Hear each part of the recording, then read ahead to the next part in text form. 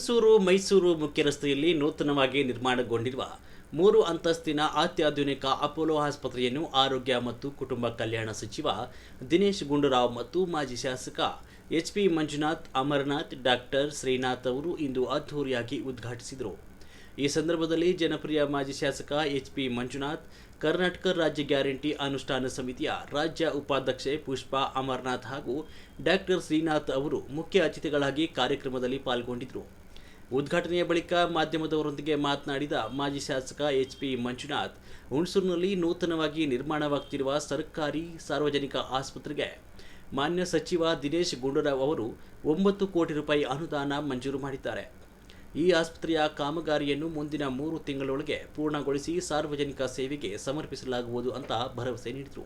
ಕಾರ್ಯಕ್ರಮದ ಈ ಸಾಲಿನ ಎಸ್ಎಸ್ಎಲ್ಸಿ ಪರೀಕ್ಷೆಯಲ್ಲಿ ಉತ್ತಮ ಅಂಕ ಗಳಿಸಿದ ಪ್ರತಿಭಾವಂತ ವಿದ್ಯಾರ್ಥಿಗಳನ್ನು ಸನ್ಮಾನಿಸಿ ಗೌರವಿಸಿದರು. ಈ ಸಂದರ್ಭದಲ್ಲಿ ಹುಣಸೂರಿನ ಹಲವು ಮುಖಂಡರು, ವೈದ್ಯಕೀಯ ಸಿಬ್ಬಂದಿ, ಸಾರ್ವಜನಿಕರು ಹಾಗೂ ಅಪೋಲೋ ಆಸ್ಪತ್ರೆಯ ಆಡಳಿತ ಮಂಡಳಿಯವರು ಉಪಸ್ಥಿತರಿದ್ದರು. ನೂತನ ಅಪೋಲೋ ಆಸ್ಪತ್ರೆಯ ಆರಂಭದಿಂದ ಹುಣಸೂರು ಭಾಗದ ಜನತೆಗೆ ಉತ್ತಮ ಗುಣಮಟ್ಟದ ಆರೋಗ್ಯ ಸೇವೆ ದೊರೆಯಲಿದೆ ಅಂತ ಸ್ಥಳೀಯರು ಹರ್ಷ ವ್ಯಕ್ತಪಡಿಸಿದರು. ವರದಿ ಸಮೀರ್. ನಮ್ಮ ಚಾನೆಲ್ನ ಸಬ್ಸ್ಕ್ರೈಬ್ ಮಾಡ್ಕೊಳ್ಳಿ, ಶೇರ್ ಮಾಡಿ, ಕಾಮೆಂಟ್ ಮಾಡಿ. ಧನ್ಯವಾದಗಳು.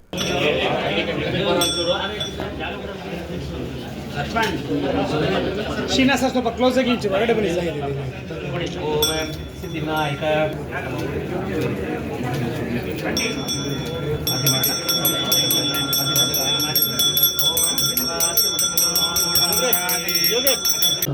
ಮಂತೇಶ್ ರೆಡ್ಡಿ ಅವರು ಸಚಿವರಾದಂತಹ ಶ್ರೀಯುತ ದಿನೇಶ್ ಗುಂಡೂರಾವ್ ಅವರಿಗೆ ಅಪೋಲೋ ಆಸ್ಪತ್ರೆಯ ವತಿಯಿಂದ ಕಿರು ಸನ್ಮಾನವನ್ನು ಮಾಡ್ತಾ ಇದ್ದಾರೆ.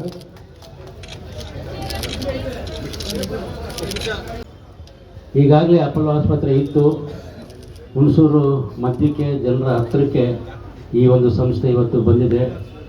ಒಂದು ನೂತನ ಕಟ್ಟಡ. ನಮ್ಮ ಚಿಕ್ಕಪ್ಪ ಅಶೋಕ್ ಅವರು ತಮ್ಮ ಮೋಹನ್ ಅವರು, ದಿವಂಗತ ಮೋಹನ್ ಅವರ ಧರ್ಮಪತ್ನಿಯಾದಂಥ ಅವರ ಆಸ್ತಿಯಲ್ಲಿರುವಂಥದ್ದು. ಅವರು ಇವತ್ತಿನ ದಿನ ಆ ಜಾಗನ ಬಾಡಿಗೆ ಕೊಟ್ಟಿದ್ದಾರೆ. ಅವ್ರಿಗೂ ಕೂಡ ಅಪೋಲೋ ವತಿಯಿಂದ ಸನ್ಮಾನ ಮಾಡ್ತಾರೆ. ನಾನು ಯಾಕೆ ಮೈಕಲ್ಲಿ ಭಾಷಣ ಮಾಡ್ತಾ ಇದ್ದೀನಿ ಅಂದರೆ, ಮಿನಿಸ್ಟ್ರು ಹೇಳಿದರು, ಮಾತಾಡೋದೇನು ಬೇಡಪ್ಪ, ಇಮಿಡಿಯೇಟ್ ಹೋಗ್ಬೇಕು. ಇಲ್ಲ ಸರ್, ನಾನಂತೂ ಮಾತಾಡಲೇಬೇಕು ವೇದಿಕೆಯಲ್ಲಿ ಅಂತ.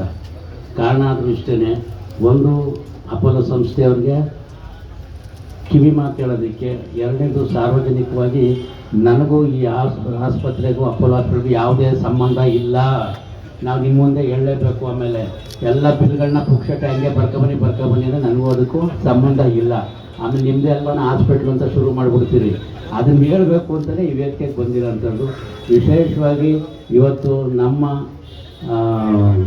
ಪ್ರೀತಿಯ ಆಹ್ವಾನಕ್ಕೆ ಮನ್ನಿಸಿ ಬೆಂಗಳೂರಿನಿಂದ ಬರೀ ಒಂದೇ ಕಾರ್ಯಕ್ರಮಕ್ಕೆ ದಿನೇಶ್ ಗುಂಡೂರಾವ್ ಅವರು ಇಲ್ಲಿ ಬಂದಿದ್ದಾರೆ. ನಮ್ಮ ನೆಚ್ಚಿನ ಮುಖಂಡರು ಹೌದು. ಅವರು ನಾವು ಮಿನಿಸ್ಟರ್ ಅಂತ ನೋಡಲಿಲ್ಲ, ನಾವು ರಾಜ್ಯದ ಇನ್ನೂ ಉನ್ನತ ಸ್ಥಾನಕ್ಕೆ ಹೋಗುವಂಥ ಒಬ್ಬ ವ್ಯಕ್ತಿ. ಅದಕ್ಕೆ ಎಲ್ಲ ರೀತಿಯ ಅರ್ಹರು. ಅವರು ಖಂಡಿತವಾಗಲೂ ಆ ಸ್ಥಾನನ ತುಂಬ್ತಾರೆ ಅನ್ನೋದಿಲ್ಲ. ಯಾಕೆಂದರೆ ಹುಣಸೂರು ಮತ್ತು ಅವ್ರ ತಂದೆ ಗುಂಡೂರಾವ್ ಅವರ ಸಂಬಂಧ ಅದು ಡೆಕೆಟ್ಸ್, ಆಗಲೇ 40-50 ವರ್ಷಗಳ ಸಂಬಂಧ ಮಾಡಿ ಅವರು ಏನು 9 ಕೋಟಿ ಅನುದಾನವನ್ನು ಕೊಟ್ಟಿದ್ದರು. ಇನ್ನೂ ಹೆಚ್ಚುವರಿ ಅನುದಾನ ಬೇಕು ಅಂತ ಕೇಳಿಕೊಂಡಾಗ ಅದಕ್ಕೂ ಕೂಡ ಅವರು ಸಕಾರಾತ್ಮಕವಾಗಿ ಸ್ಪಂದಿಸಿದ್ದಾರೆ. ಇನ್ನು ಕೆಲವೇ 90 ದಿನಗಳಲ್ಲಿ, ಇನ್ನೊಂದು 3 ತಿಂಗಳೊಳಗೆ ಓಪನ್ ಮಾಡಿಸ್ತೀನಿ ಅಂತ ಹೇಳಿದ್ದಾರೆ. ಮುಖ್ಯಮಂತ್ರಿಗಳನ್ನ ಕರೆಸ್ಕೊಬಂದು. ಯಾಕೆ ಅಂದರೆ ಅದು ಖಾಲಿ ಬಿಲ್ಡಿಂಗ್ನ ಉದ್ಘಾಟನೆ ಮಾಡೋದು ದೊಡ್ಡ ವಿಚಾರ ಅಲ್ಲ, ಆದರೆ ಫುಲ್ ಫೆಡ್ ಮಿಷನರೀಸು ರೋಗಿಗಳಿಗೂ ಅದು ಉಪಯುಕ್ತ ಆಗಬೇಕು. ಆ ಒಂದು ನಿಟ್ಟಿನಲ್ಲಿ ಅವರು ಬಂದು ಇನ್ಸ್ಪೆಕ್ಷನ್ ಮಾಡಿದ್ದಕ್ಕೆ ಧನ್ಯವಾದಗಳು. ಇನ್ನೂ ಹೆಚ್ಚು ಹಣ ಕೊಟ್ಟಿದ್ದಕ್ಕೂ ಧನ್ಯವಾದಗಳು. ಹೆಚ್ಚುವರಿಯಾಗಿ ಮತ್ತೆ ಹಣ ಕೊಡ್ತೀವಿ ಅಂತ ನಮ್ಮ ಬೇಡಿಕೆಯನ್ನು ಮಂಡಿಸಿದ್ದಾರೆ. ಅದಕ್ಕೋಸ್ಕರ ಅವರಿಗೆ ಧನ್ಯವಾದ. ಅದೇ ರೀತಿ ಹುಣಸೂರಿನಲ್ಲಿ ಒಂದು ದೇಶದಲ್ಲಿ ಅತ್ಯಂತ ಪ್ರತಿಷ್ಠಿತ ಹಾಸ್ಪಿಟ್ಲು ಅಪೋಲೋ ಗ್ರೂಪ್ಸ್ ಹಾಸ್ಪಿಟ್ಲು ಇವತ್ತಿನ ದಿನ ಅವರ ಒಂದು ಶಾಖೆನ ಹುಣಸೂರು ತೆಗಿತಾ ಇದ್ದಕ್ಕೆ ಭಾಳ ಸಂತೋಷ ವಿಚಾರ. ನನ್ನ ಈ ಒಂದು ಸಂಪರ್ಕ ಹೆಂಗೆ ಏನಪ್ಪ ಅಂತಂದರೆ, ಈ ಬಿಲ್ಡಿಂಗ್ನ ಓನರು ನಮ್ಮ ಚಿಕ್ಕಪ್ಪ ಅವರ ತಮ್ಮನ ಹೆಂಡತಿಯ ಆಸ್ತಿ ಇದು. ಅವರು ಬಿಲ್ಡಿಂಗ್ನ ಕಟ್ಟಿ ಅವರು ಬಾಡಿಗೆಗೆ ಕೊಡ್ತಾ ಇರೋದು. ನನ್ನ ಮತ್ತು ಅಪೋಲೋ ಆಸ್ಪತ್ರೆ ಯಾವುದೇ ನೇರ ಸಂಪರ್ಕ ಇಲ್ಲ. ಆ ಒಂದು ನಿಟ್ಟಿನಲ್ಲಿ ಮಂತ್ರಿಗಳನ್ನ ಕರೆಸಿ ನಮ್ಮ ಒಂದು ಉದ್ಘಾಟನೆ ಮಾಡಿಸ್ಕೊಂಡಿದ್ದರು. ನನಗಿಂತ ಅಪೋಲೋ ಸಂಸ್ಥೆಯ ಭರತೇಶ್ ರೆಡ್ಡಿಯವರು ಮುಖ್ಯಮಂತ್ರಿಗಳಿಗೆ ವೈದ್ಯಕೀಯ ಮಂತ್ರಿಗಳಿಗೆ ಭಾಳ ಆಪ್ತರು. ಅವರು ಕೂಡ ಆಹ್ವಾನ ಮಾಡಿದರು. ಅವರ ಒಂದು ಆಹ್ವಾನದ ಮೇರೆಗೆ ಇವತ್ತು ಬಂದು ಇದನ್ನು ಉದ್ಘಾಟನೆ ಮಾಡಿದ್ದಾರೆ. ಇದು ಬರ್ತಾ ಬರ್ತಾ ನಮ್ಮ ಸಾರ್ವಜನಿಕ ಆಸ್ಪತ್ರೆಯನ್ನು ಕೂಡ ಆದಷ್ಟು ಬೇಗ ಉದ್ಘಾಟನೆ ಮಾಡಬೇಕು ಅಂತ ಅಂದ್ಬಿಟ್ಟು ರಕ್ಷಾ ಸಮಿತಿಯ ಸದಸ್ಯರುಗಳು ಅವ್ರ ಹತ್ರ 3-4 ಬಾರಿ ಕೇಳ್ಕೊಂಡಿದ್ರು. ಅವರು ಕೂಡ ಅವ್ರ ಬೇಡಿಕೆಯನ್ನು ಮನ್ನಿಸಿ ಬಂದಿದ್ದಾರೆ. ಇವತ್ತು ಒಂದು ಸುದಿನ ಅಂತಲೇ ಹೇಳಬೇಕು. ಇನ್ನೇನು 90 ದಿನಗಳಲ್ಲಿ ಒಂದು ಸುಸಜ್ಜಿತವಾದಂಥ ಸಾರ್ವಜನಿಕ ಆಸ್ಪತ್ರೆ ಉದ್ಘಾಟನೆ ಆಗುತ್ತೆ. ಜೊತೆಗೆ ಈಗ ಸಾರ್ವಜನಿಕ ಸೇವೆಗೆ ಈ ಒಂದು ಪ್ರೈವೇಟ್ ಆಸ್ಪತ್ರೆ ಅಪೋಲೋ ಹಾಸ್ಪಿಟ್ಲ್ ಕೂಡ ಇವತ್ತು ಉದ್ಘಾಟನೆ ಆಗ್ತಿರೋದು. ಇದು ನಾನು ಈಗಾಗಲೇ ಭಾಷಣದಲ್ಲಿ ಹೇಳ್ದಂಗೆ ಅಪೋಲೋ ಸಂಸ್ಥೆಯವ್ರಿಗೂ ಕೂಡ ನಾನು ಮನವಿ ಮಾಡಿದ್ದೇನೆ. ಇದು ಬಡ ಜನರಿರುವಂಥ ತಾಲೂಕು, ಬಿಲ್ಗಳು ಮಾಡಬೇಕಾದ್ರೆ ಕರುಣೆ ಇರಲಿ, ನೀವು ಲಾಭದಲ್ಲಿ ಕಮ್ಮಿ ಮಾಡಿಕೊಂಡು ಅವರಿಗೆ ಕಮ್ಮಿ ಮಾಡಿ ಅಂತ ಕೇಳ್ಕೊಂಡಿದ್ದಾರೆ. ಜೊತೆಗೆ ಸಾರ್ವಜನಿಕರಿಗೂ ಹೇಳಿದ್ದಾರೆ. ಇದ್ದಾಗ ಅವರು ಕೊಟ್ಟಿರಲಿಲ್ಲ.